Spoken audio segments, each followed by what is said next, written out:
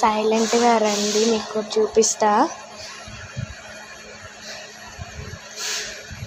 సైలెంట్గా రండి.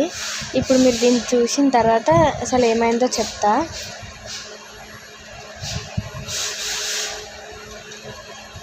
చూడండి గాయ్స్, దేవి ఎలా ఉందో.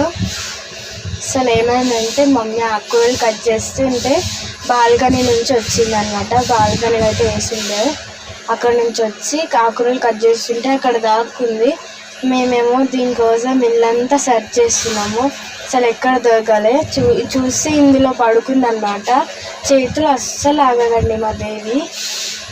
చూడండి, మా దేవి మీకు క్యూట్గా అనిపిస్తే కామెంట్ చేయండి. మా దేవి మీకు నచ్చితే లైక్, షేర్ అండ్ సబ్స్క్రైబ్.